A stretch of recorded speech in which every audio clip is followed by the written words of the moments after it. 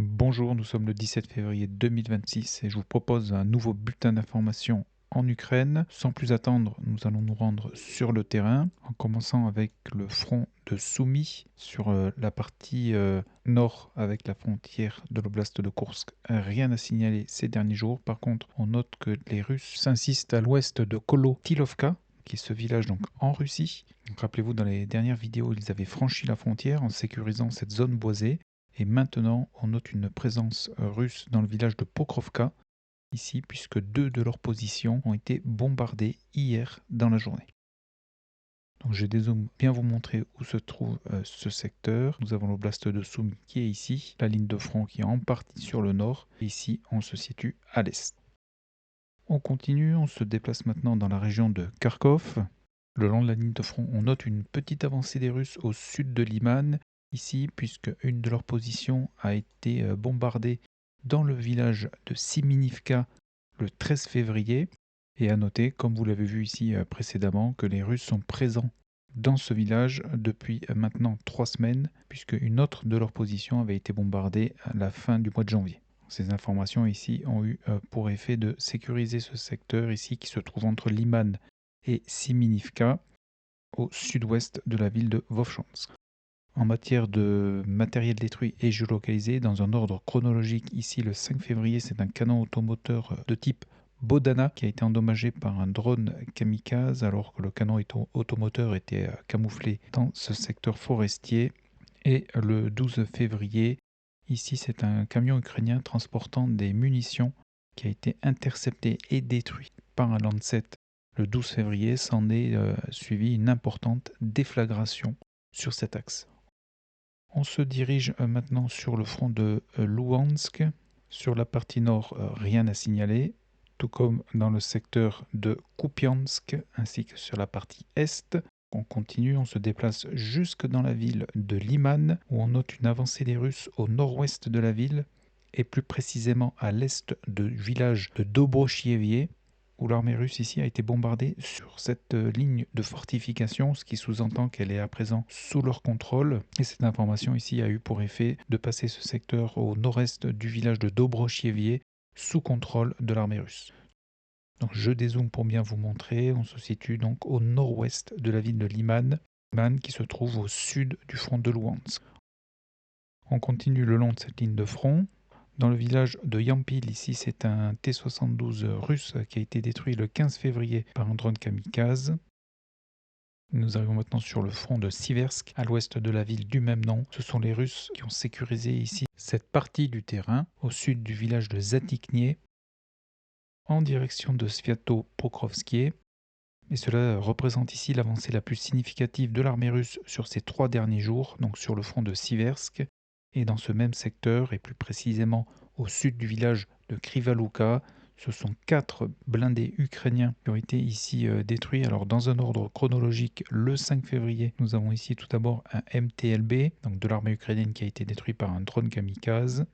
Dans la même journée et sur ce même axe, un petit peu plus à l'est, nous avons ici 2 Max Pro qui ont été détruits par des drones kamikazes le 5 février.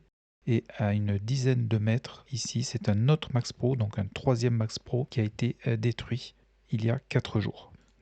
Donc je dézoome pour bien vous montrer. On se situe donc sur le front de Siversk, la ville de Siversk qui se situe au sud-est de la ville de Liman. On continue, rien à signaler sur le sud du front de Siversk. Dans la ville de Chassifiar, sur la partie sud de cette ville, on note une attaque de l'armée ukrainienne qui a progressé dans ce quartier, donc sur la partie sud de la ville de Chassifiar, et attaque au cours de laquelle 2 soldats russes se sont rendus aux fantassins ukrainiens et ont donc par la même occasion ici sécurisé cette partie du terrain, peu moins d'1 km² de terrain au sud-est du village de Mykolaïvka. Donc je dézoome pour bien vous montrer où se trouve donc la ville de Chassifiar qui est ici. Nous arrivons maintenant sur la ville de Konstantinivka. Dans la ville même ici, sur la partie nord-ouest, un T-72 ukrainien qui a été détruit le 15 février, donc il y a donc 48 heures, et il a fallu pas moins de 5 drones kamikazes pour en venir à bout. Et un petit peu plus au nord-ouest, ici est un VBL, plus précisément un Oncilla qui a été filmé, ou du moins sa carcasse, le 13 février, donc au nord-ouest de Konstantinivka et on continue jusqu'au nord de Ossikovie, et plus précisément sur la commune d'Olexevio-Druskivka, ou un M109, donc c'est un canon automoteur qui a été détruit par un drone kamikaze le 12 février. Donc cela se situait donc au nord-ouest de Konstantinivka. La ville a été bombardée par les forces aérospatiales russes. Ce bâtiment notamment a été en grande partie détruit par une FAB 3000 lancée il y a 4 jours donc sur ce bâtiment. Je dézoome, on se dirige maintenant sur la ligne de front. Pas de modification dans le quartier sud-est de la ville de Konstantinivka, où cette fois-ci c'est l'infanterie ukrainienne qui a été filmée en mouvement dans ce même quartier. Dans la précédente vidéo, c'était des positions russes qui avaient été bombardées, donc pas de modification à mon niveau. Par contre, sur le sud de la ville de Konstantinivka, on note ici une infiltration de l'infanterie russe qui a contourné le village de Berestok par l'est, où elle a notamment été bombardée les 12 et 15 février dans sa progression. Mais cela a eu pour effet ici d'étendre la zone grise en direction de la ville de Konstantinivka. Et par la même occasion, les Russes ont sécurisé cette partie du terrain, donc il se trouve au sud du village de Berestok, village qui à mon niveau reste sous contrôle ukrainien puisque les Russes ont contourné par l'est ce village. Donc voilà pour la situation donc sur Konstantinivka. On va continuer à se déplacer. Nous arrivons maintenant sur le front de Pokrovsk, où plusieurs géolocalisations de matériel détruit ont été réalisées au nord de la ville de Pokrovsk. Dans la journée du 8 février, ici ce sont 2 blindés ukrainiens. Tout d'abord ici un Max Pro qui a été détruit et ici c'est un Gvozdika. Le Gvozdika est un canon automoteur et les 2 blindés ont été détruits par des drones kamikazes. Et 5 jours plus tard, le 13 février, ici c'est un AMX-10 RC, donc qui avait été précédemment livré par l'armée française, qui a été endommagé et abandonné par l'équipage alors que le blindé se trouvait dans ce secteur, et plus précisément au nord-ouest de Dobropilia. Donc je dézoome pour bien vous montrer la situation donc autour de Pokrovsk, où on note des gains pour l'armée russe, et notamment ici la ville de Rodinsky, donc qui est passée sous leur contrôle depuis 48 heures, ainsi que la commune de Rivne, qui se trouve au nord-est de Pokrovsk. Et enfin, on note également une sécurisation du terrain en faveur des Russes en direction de Richigny, puisque cette partie du terrain est passée sous leur contrôle. Et au sud-ouest de Richigny, ici, l'infanterie russe a été attaquée par des drones kamikazes alors qu'elle progressait le long de cette bande forestière. Donc voilà pour la situation donc sur Pokrovsk. Nous arrivons maintenant sur Dnipro, sur la partie nord de ce front. On note une sécurisation du terrain ici au sud de Molodetsky en faveur des Russes. Et ces derniers, précisément leur infanterie, a de nouveau été bombardée sur la partie est du village de Novopi-Dorodny, qui se trouve ici dans l'oblast de Dnipro. Et au nord de ce même village, c'est un Humvee de l'armée ukrainienne, plus précisément sa carcasse qui a été filmée le 8 février à proximité de cette bande forestière ici, donc au nord du village de Novopi-Dorodny, où on note une présence russe en date d'hier. Donc je dézoome, nous continuons le long de ce front de Dnipro, pas d'informations depuis Novopavlivka-Ivanivka. Par contre, nous arrivons maintenant sur la partie sud du front de Dnipro et comme vous pouvez ici le constater, ce sont les modifications les plus importantes de ces 3 derniers jours, modifications qui ont à mettre au profit des Ukrainiens puisque ces derniers ont lancé plusieurs contre-attaques. Une première dans le secteur donc entre Tikié et Stepovié, une seconde dans le secteur du village de Ternouvatié qui est repassé sous contrôle de l'armée ukrainienne. Rappelez-vous, dans une précédente vidéo, ce village avait été attaqué par l'infanterie russe. Et enfin, le village de Priloki est repassé sous contrôle de l'armée ukrainienne. Donc nous allons commencer avec le secteur au sud de Tiké, ici où plusieurs villages sont repassés sous contrôle de l'armée ukrainienne, donc qui a repris ici quasiment 70 km² de terrain sur ces derniers jours. Et donc comme je vous l'annonçais, les villages de Haï, Novo-Alexandrivka, Tikié, Oleksivka, Orestopil et Sosnivka sont repassés sous contrôle ukrainien. Et l'attaque se développe notamment sur les villages de Vishnevie, Verbovié et Stepovié qui sont repassés dans la zone grise. Ces 3 villages étaient précédemment sous contrôle de l'armée russe. Et à ce jour ici, et pour l'instant, un blindé ukrainien a été endommagé le jour de l'attaque, donc le 14 février, au nord-ouest du village de Ternovié qui, à mon niveau, reste sous contrôle de l'armée russe. Donc je dézoome pour vous montrer cette situation qui a changé ici ces 3 derniers jours. Et en termes de géolocalisation et de matériel détruit, nous avons ici un VBL ukrainien qui a été détruit le jour de l'attaque, le 14 février. Et hier dans la journée, c'est un canon automoteur, un M109, qui a été détruit au nord-ouest de Tikié par un Lancet.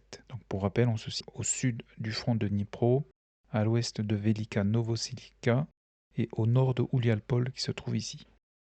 Retour sur la ligne de front, donc comme je vous l'annonçais, les Ukrainiens ont repris le contrôle du village de Ternouvatie, qui est repassé donc sous leur contrôle depuis maintenant 48 heures, ainsi que le village de Prilouki, qui est également repassé sous contrôle ukrainien dans cette même journée du 15 février.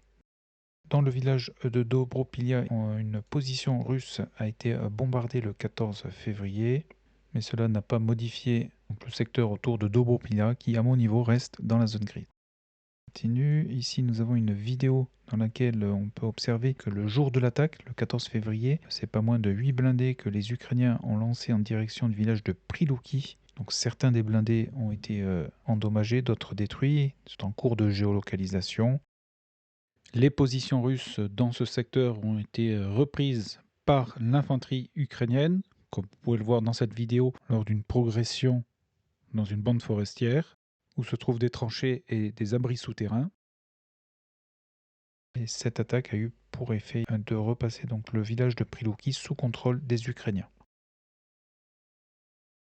On se déplace vers le sud et vers Oulialpol, au nord-ouest de cette ville, et plus précisément dans le village de Tsikhovié. Un drapeau russe a été hissé ici le 16 février. Et pour rappel, c'est la deuxième fois qu'on note la présence de l'armée russe dans ce même village. Donc cela a eu pour effet de passer ce secteur au nord du village de Sviatopetrivka sous contrôle de l'armée russe. L'armée russe qui a justement ici perdu un VBL en l'abandonnant le 2 février dans le village de Staroukraïnka. Et enfin sur la partie sud, je n'ai pas noté de modification, à noter qu'une position ukrainienne était bombardée à l'est du village de Mirnier, dans la zone grise, et dans ce champ très exactement.